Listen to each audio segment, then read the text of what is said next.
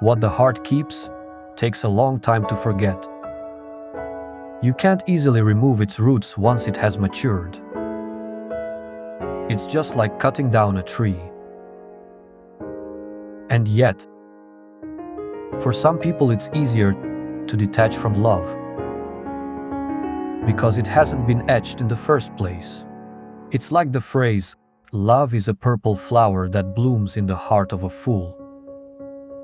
You might have heard women tend to invest more emotionally in relationships and experiences. So, the idea of them generally struggling to let love be etched into their hearts must be a shocking perspective. Even if that paradigm was true, then how would you explain how they generally don't struggle to detach from it at the end of a relationship? Some even going to the extent of celebrating it? If you ask a woman how she has done it, she will probably arrive at the conclusion that her partner wasn't at the same level, or that she deserved more. It's easy for them to look back and find justifications alike without properly considering the implications of her choices, as if her partner's worth were now measured by convenience. Now, if you ask a man how he had let love be etched through memories and experiences deeper into their heart, it's like soil.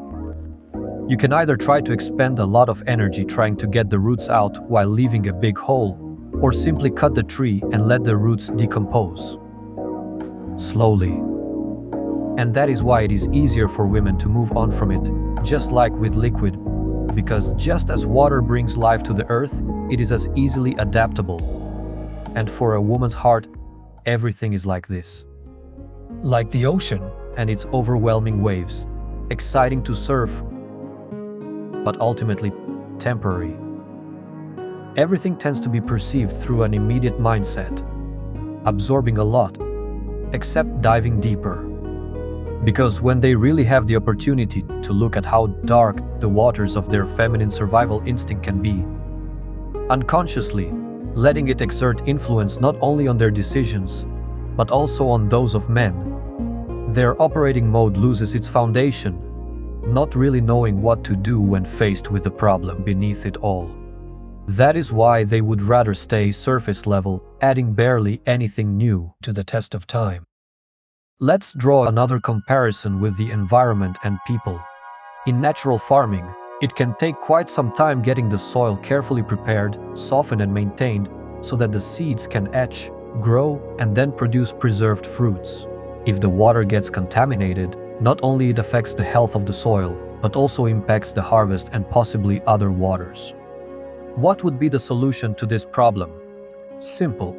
Filter the water and cleanse it for proper cultivation. If even after this the level of impurity remains 10% or so, do not risk the health for the sake of production and address the issue.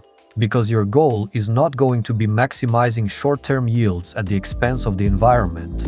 To simply sweeten it, guilt-trip those into accepting the water as is, otherwise it's a supposed potential sign of exploiting the resource, or baptizing the water and hope for the best. These are not sensible or responsible approaches in natural farming.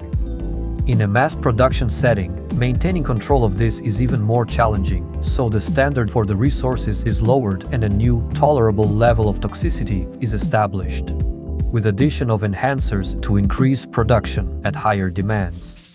It's as if access to any water were now regulated by a set of rules to be monopolized.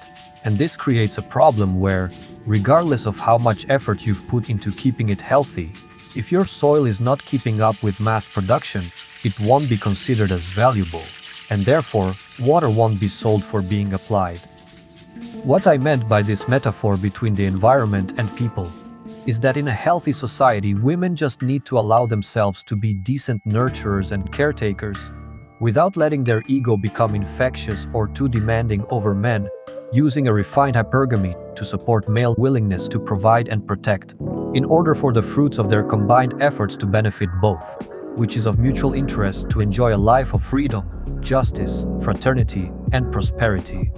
Society would not be left with a legacy in humanity. Without this arrangement, despite nowadays progressive thinking being the norm, it is still discussed about giving credit to the supposed men of value or the alpha role.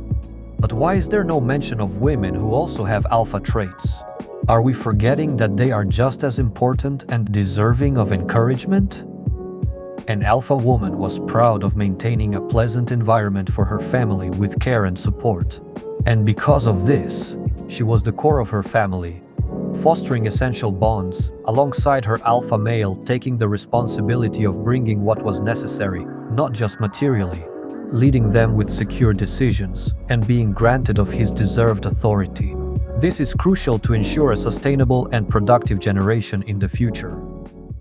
But the modern social norm has lowered the standard to such a level only bearable short-term, on top of increasingly demanding from men to grow the crops of women's choice, and to make room just for their waters on the farm, not necessarily to be applied for the plantation or for your swimming pleasures, mind you, while punishing whoever is not conforming to that.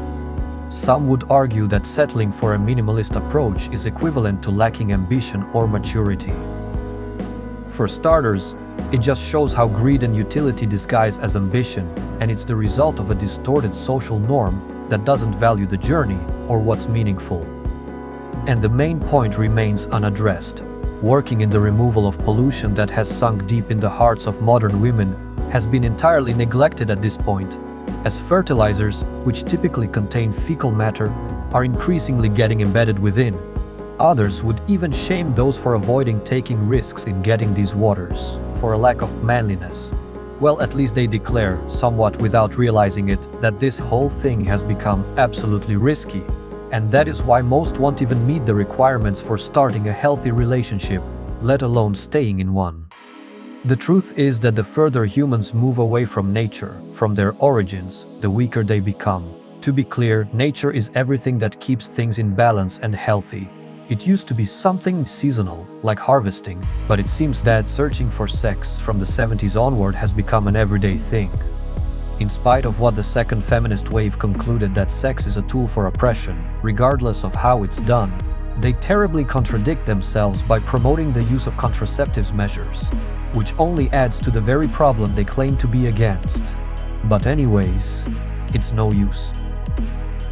We live in a time where women carrying waters of decent enough quality to cultivate in healthy relationships has become a rare exception, but they are incentivized not to be part of the process and would rather compete against men for self-sufficiency or go after a finished result, which has precisely given a good reason for men who once were ready to undertake a journey of combined efforts on their soil, now are forced to meet those expectations, going for high yielding to receive the desired water and perpetuating the contamination loop stimulated and rewarded. And the majority of women who eventually decide offering themselves to be part of the journey carry some heavy emotional baggage, having gotten their water stained and would rather avoid sorting it out by hiding the filth at the bottom of their hearts. But when it all gets agitated, the filth comes up to the surface. I'm not here to judge, just sharing my reflections while accepting modern tendencies and whoever advocates for it. Suffice to say, if the need to filter negative emotions through intelligence is left ignored, the decisions made will be contaminated, and so will those who are affected by them. How would you view water that is not suitable for nurturing crops?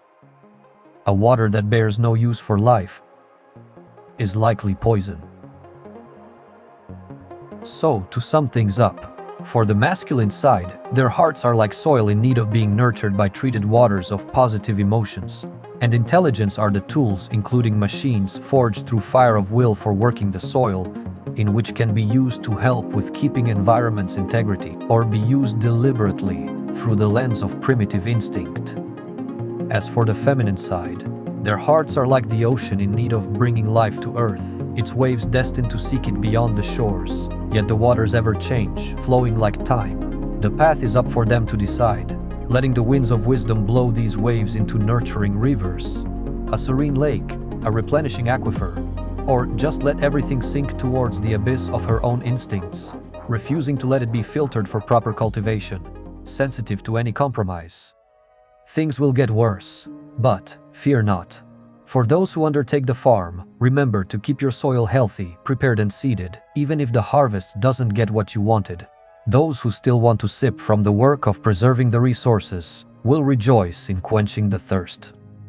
Otherwise, it doesn't take much to destabilize the landscape we form in this vast sphere of creation. All hell will break loose when letting waters turn the tables, now having the power over soil to work for them, instead of working with them.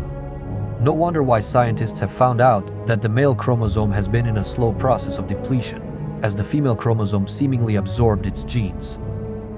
Shocked yet? You'd be surprised when lining up all this analogy with reality. You see, microplastics like BPA, ultra-processed food, drugs, porn industry, feminism, gender ideology, and social media became impossible to avoid. And of course, there has been set a tolerable level of its dosage. When one should ask, does it all account for the impacts on future generations? It would take decades worth of research to even begin grasping the true extent of this damage.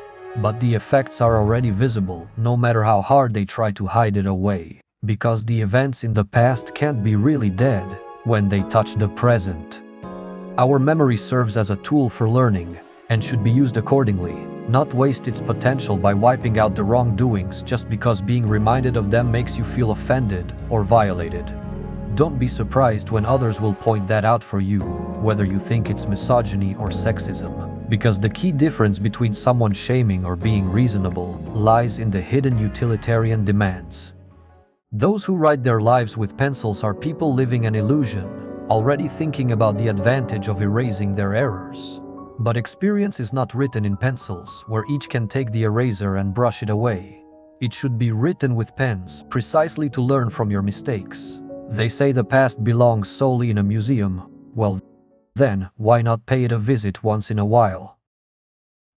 If there is one thing we can all agree upon, is that enduring the pain of voluntarily facing the internal and external illusions is nothing compared to the suffering of already walking its paths and discovering it later on. The sooner you choose awareness over numbness, the less likely you will find yourself in situations you weren't prepared for.